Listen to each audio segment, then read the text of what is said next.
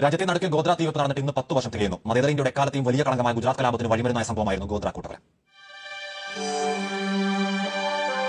ഇന്ത്യയുടെ മതേതര മനസ്സിലെ പൊള്ളിക്കൊടുന്ന ചരിത്ര സ്മാരകമാണ് സബർമതി എക്സ്പ്രസ്. 2002 ഫെബ്രുവരി 27-നാണ് ഗോദ്ര റെയിൽവേ സ്റ്റേഷന് സമീപം വെച്ച് ഒരു സംഘം ആളുകൾ സബർമതി എക്സ്പ്രസിന്റെ SR കോച്ച് അഗ്നിക്കിരയാക്കിയത്. 15 സ്ത്രീകളും 20 കുട്ടികളും ഉൾപ്പെടെ 58 പേർ തീവണ്ടി മുറിയിൽ വെന്തുമരിച്ചു. ഗോദ്രയ്ക്ക് ശേഷം കലാപങ്ങളുടെ കറുത്ത കാലമായിരുന്നു. വർഗീയത ഗുജറാത്തിനെ ഇന്ത്യയുടെ ഭൂപടത്തിൽ നരമേധങ്ങളുടെ ചോരപ്പാടായി അടയാളപ്പെടുത്തി. ബെസ്റ്റ് ബേക്കറിയും നരോധ പാട്ടിയും ഗുൽബർഗുമെല്ലാം ഇന്ത്യ മറക്കാൻ ആഗ്രഹിക്കുന്ന അധ്യായങ്ങളായി. ഗോദ്രയിൽ ആസൂത്രിതമായ ഗൂഢാലോചന നടന്നിരുന്നുവെന്ന് പിന്നീട് കോടതി കണ്ടെത്തി. 2008 പുറത്തുവന്ന നാനാവധി കമ്മീഷൻ റിപ്പോർട്ടും ഗൂഢാലോചന സ്ഥിരീകരിച്ചു. 2009 ജൂണിൽ പ്രത്യേക കോടതിയിൽ വിചാരണ തുടങ്ങി. 94 പേരെ പ്രതികളാക്കി 2010 സെപ്റ്റംബറിൽ വിചാരണ പൂർത്തിയായി. 31 പേർ കുറ്റക്കാരെന്ന് ഒടുവിൽ കോടതി കണ്ടെത്തി. ഗോദ്രയുടെ വാർഷികം ഒരു തിരിച്ചറിവാണ്. ചരിത്രത്തെ ഇരുട്ടിലാക്കിയ ഇന്നലകൾ ആവർത്തിക്കാതിരിക്കാൻ നമുക്ക് ഓർമ്മകൾ ഉണ്ടായിരിക്കണം. Research desk, Asianet news. നമസ്കാരം, രാജേഷ് നാദാപുരമാണ്. എമ്പുരാൻ എന്ന ലാലേട്ടന്റെ സിനിമ വലിയ വിവാദ ചർച്ചയായ ഈയൊരു സമയത്താണ് 13 വർഷം മുമ്പുള്ള ഏഷ്യാനെറ്റ് ന്യൂസിന്റെ ഒരു വാർത്ത ശ്രദ്ധയിൽപ്പെട്ടത്.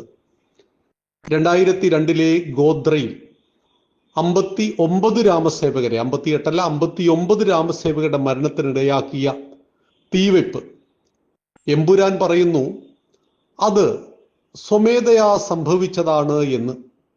പിന്നീട് ആരൊക്കെയോ പറയുന്നു തീ കൊളുത്തിയതാണ് എന്ന്. തീർച്ചയില്ല. ഇതിന്റെ സംവിധായകൻ, തിരക്കഥാകൃത്ത് സാമാന്യ ബുദ്ധി ഈ സിനിമയിൽ ഉപയോഗിച്ചിട്ടില്ല. എന്തുകൊണ്ട്? കോടതി 94 പേരെ പ്രതി ചേർത്തു. 31 പേർ കുറ്റവാളികളായി അവർക്ക് ശിക്ഷയും വിധിച്ചു. 59 രാമസേവകരെ ചുട്ടുകൊന്നതിന്റെ പേരിൽ 34 ആളുകൾക്ക് ഭാരതത്തിന്റെ പരമോന്നത നീതിപീഠം അടക്കം ശരിവച്ച ശിക്ഷ നൽകിയിട്ടും കേരളത്തിലെ മലയാളി സംവിധായകന് ഈ കാര്യം മനസ്സിലാകുന്നില്ല എന്ന് പറഞ്ഞാൽ സാമാന്യ ബുദ്ധിയില്ലാത്തവരാണ് ഈ ഒരു എമ്പുരാൻ പിടിച്ചിരിക്കുന്നത്. അതുകൊണ്ട് ഈ രാജ്യത്തെ സ്നേഹിക്കുന്ന ആരും തന്നെ ഈ സിനിമ കാണാതിരിക്കുക.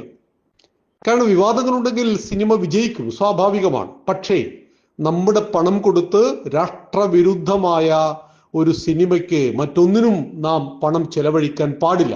കാണുന്നവർ കാണട്ടെ, നമ്മൾ അവരെ ബ്ലോക്ക് ചെയ്യാനൊന്നും പോകേണ്ടതില്ല. നമുക്ക് ലാലേട്ടനെയും പൃഥ്വിരാജിനെയും ഒക്കെ ഒരുപാട് ഇഷ്ടമാണ്, നല്ല നടന്മാരാണ്. പക്ഷേ ഒരു സിനിമ ഇറങ്ങുമ്പോൾ അതിൻ്റെ കഥ വായിച്ചു നോക്കേണ്ടത് ലാലേട്ടന്റെയും എല്ലാവരുടെയും കടമയാണ്. ഞാൻ ചെന്നൊരു ട്രാപ്പിൽ പെട്ടുപോയി എന്ന് പറയുന്നതിൽ അഭിമാനമൊന്നുമില്ല. ഗോദ്ര സംഭവത്തെ ആവിഷ്കരിച്ചുകൊണ്ട് സിനിമ പുറത്തിറക്കുവാൻ ആർക്കും സ്വാതന്ത്ര്യമുണ്ട്. പക്ഷെ എന്തായിരുന്നു ഗുജറാത്ത് കലാപത്തിന്റെ അടിസ്ഥാന കാരണമെന്ന് പരിശോധിക്കണം. ഒരു സുപ്രഭാതത്തിൽ ഒന്നും ചെയ്യാത്ത മുസ്ലിങ്ങളുടെ മേലേക്ക് ഹിന്ദുക്കൾ പാഞ്ഞു കയറിയതല്ല. 59 നിസ്സഹായരായിട്ടുള്ള രാമസേവകർ അയോധ്യയിൽ നിന്ന് ഗുജറാത്തിലേക്ക് വരികയായിരുന്ന സബർമതി എക്സ്പ്രസിന്റെ 6ഉം 7ഉം ബോഗികൾക്ക് ഗോദ്ര എന്ന ഇസ്ലാമിക ഭൂരിപക്ഷ പ്രദേശത്ത് വെച്ച് മതഭ്രാന്തന്മാർ തീയിട്ടു. വെന്തു മരിച്ചു കുഞ്ഞുങ്ങളും സ്ത്രീകളും അടക്കം 59 രാമസേവകന്മാർ. നിങ്ങളൊന്ന് ആലോചിച്ച് നോക്കൂ. ഹജ്ജ് കർമ്മം കഴിഞ്ഞ് തിരിച്ചു വരികയായിരുന്ന 2ഓ 3ഓ ബസ്സിന് തീയിട്ട് 59 മുസ്ലിങ്ങളെ ചുട്ടുകൊന്നാൽ എന്ത് സംഭവിക്കും കേരളത്തിൽ, ഭാരതത്തിൽ, ലോകത്തിൽ എവിടെ? തങ്ങൾക്ക് ഇഷ്ടപ്പെട്ട, തങ്ങൾക്ക് പ്രിയപ്പെട്ടവരെ കൊല്ലുമ്പോൾ എപ്പോഴും സമാജം പ്രതികരിക്കും. നമ്മുടെ നാട്ടിൽ ഇതിന് തീ കൊളുത്തുന്നവർ കമ്മ്യൂണിസ്റ്റുകളാണ്. എന്നാൽ കമ്മ്യൂണിസ്റ്റുകൾ അഭിമാനത്തോടു കൂടി ഒരു കൊലപാതകത്തിന്റെ ചരിത്രം പറയാറുണ്ട്. ചീമേനി സഖാക്കളുടെ കൊലപാതകവുമായി ബന്ധപ്പെട്ട് ചീമേനിയിൽ 5 സഖാക്കളെ തീ കൊടുത്തു കൊന്നു കോൺഗ്രസുകാർ.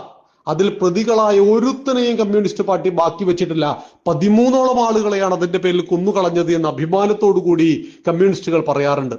കോടതി വെറുതെ വിട്ടവരെ പോലും ഞങ്ങൾ കൊന്നുകളഞ്ഞു. ചീമേനിയിൽ സഖാക്കളുടെ മരണത്തിന് കാരണക്കാരനായ ഒരുത്തനും ഭൂമിയിൽ ജീവിച്ചിരിക്കാൻ പാടില്ല എന്ന് സഖാക്കൾ അഭിമാനത്തോടുകൂടി പറയുന്നു. മാറാടുകെട്ട് ഹൈന്ദവ സഹോദരങ്ങളെ വെട്ടിനുറുക്കി കൊന്നതിന്റെ കാരണമായിട്ട് ഇവിടുത്തെ പോപ്പുലർ ഫ്രണ്ടുകാരൻ പറഞ്ഞത് അബൂബക്കറെ കൊന്നതിന് പ്രതികാരമായിട്ട് ഞങ്ങൾ കൊന്നത് 8 പേരെയാണ്, 25ഓളം ആളുകളെ ജീവശവങ്ങളും ഞങ്ങൾ ആക്കിയിട്ടുണ്ട് എന്നാണ്. ഇന്ദിരാഗാന്ധി 1984 മരിച്ച സമയത്ത് ഏതാനും ദിവസങ്ങൾ കൊണ്ട് 10,000ഓളം സിഖുകാരെ കൊന്നുകളഞ്ഞിട്ടുണ്ട് ഈ പറയുന്ന മതേതരവാദിയായ കോൺഗ്രസ്സുകാർ. ഭാരതം കണ്ട ഏറ്റവും വലിയ വംശഹത്യ നടത്തിയത് സിഖുകാർ. ഒരാളെ പോലും തിരിച്ചു കൊല്ലുവാൻ അവർക്ക് കഴിഞ്ഞില്ല. അവർ ഓട്ടമായിരുന്നു.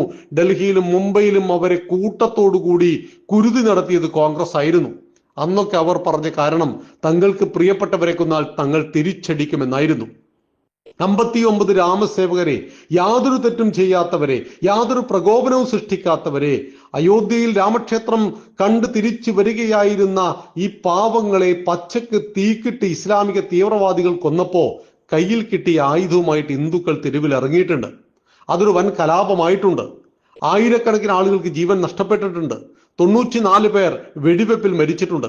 2002 ഫെബ്രുവരി 27 ഈ ഗോദ്ര സംഭവം ഉണ്ടാകുന്നു.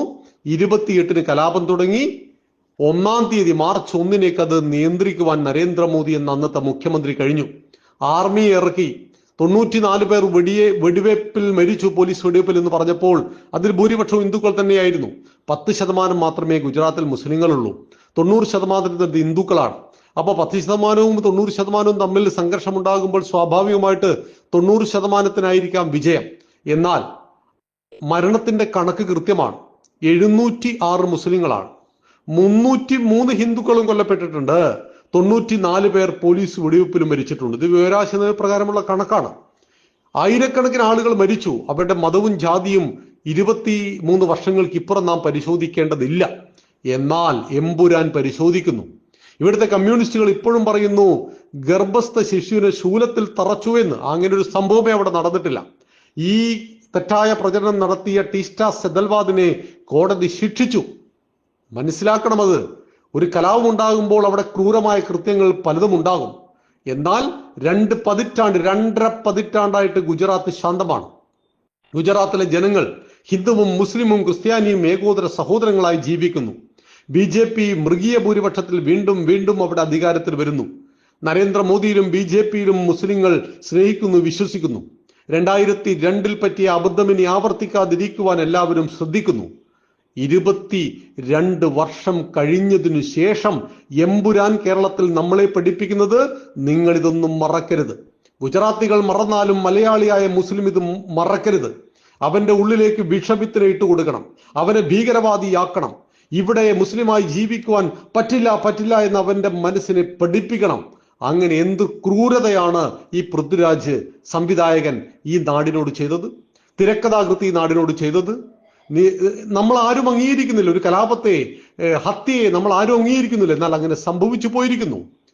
2002 23 വർഷങ്ങൾക്കപ്പുറം നടന്ന ഒരു സംഭവത്തെ വീണ്ടും പർവ്വതീകരിച്ച് കാണിച്ചുകൊണ്ട് അതിൽ പ്രതികാരം ചെയ്യുന്ന കഥാപാത്രമായിട്ട് പൃഥ്വിരാജ് മാറുമ്പോൾ നമ്മൾ ഇതിനെ കണ്ട് പ്രോത്സാഹിപ്പിക്കേണ്ടതുണ്ടോ എന്ന് ചിന്തിക്കണം. മുറിവുണങ്ങുവാൻ സമ്മതിക്കാത്ത ഈ ദ്രോഹികൾക്ക് ഒരു കാരണവശാലും നമ്മുടെ പണം കൊടുത്തുകൊണ്ട് ഒരു കാരണവശാലും ഈ സിനിമ നാം കണ്ടുകൂടാ എന്ന് സാദരം ഓർമ്മപ്പെടുത്തുന്നു. നന്ദി, നമസ്കാരം.